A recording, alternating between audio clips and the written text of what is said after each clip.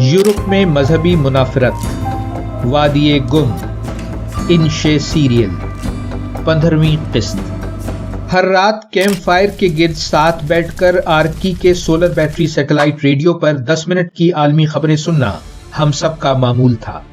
آج خبروں کے اختتام پر ابو آدم بے ساختہ بول اٹھا۔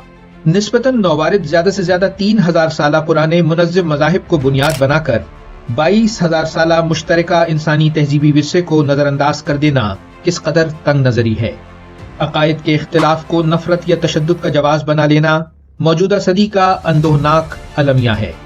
ڈیوڈ نے کہا، یورپ کو بھی 16ویں صدی عیسوی میں ایسی ہی مذہبی منافرت کا سامنا کرنا پڑا تھا۔ وسطی یورپ کے کیتھولک بادشاہوں اور چھوٹی پروٹسٹنٹ ریاستوں کے درمیان مشہور زمانہ 30 سالہ جنگ قتل و غارت گری کا سبب بنی تھی۔ اسی زمانے میں انگلستان میں ہونے والی خانہ جنگی میں بھی مذہبی عنصر نمایاں تھا۔ ایک طرف کیتھولک بادشاہ کے حمایتی کیویلیر تھے اور ان کے مقابل پروٹسٹنٹ پارلیمنٹیرین کے حامی راؤنڈ ہیڈز۔ ابتلا کی اسی صورتحال سے فرار ہو کر اس زمانے میں بہت سے پروٹسٹنٹ مذہبی آزادی کی تلاش میں یورپ سے جنوبی امریکہ کی سمت ہجرت کر گئے تھے۔ 1620 صدی عیسوی میں مے فلاور نامی جہاز انگلستان کے شہر پلیمت سے 120 سواروں کو لے کر ایک نئی اور انجانی دنیا کی طرف روانہ ہوا تھا۔ امریکی تاریخ میں مے فلاور کا یہ سفر ایک بلبلہ انگیز اور رومان پرور علامتی کہانی کی حیثیت رکھتا ہے۔ کچھ باہمت لوگوں کا فکری آزادی کے لیے ایک اندیکھی دنیا کا سفر۔ پاس بیٹھا سونگ اس گفتگو میں شریک ہوئے بنا نہ رہ سکا۔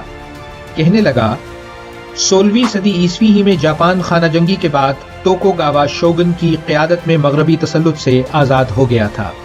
1600 سے 1614 صدی عیسوی میں انگلستان، فرانس اور نیدرلینڈ نے ایسٹ انڈیا کمپنی کی بنیاد رکھی تھی تاکہ مشرق بعید اور ہندوستان پر تجارتی تسلط کو قائم کیا جا سکے۔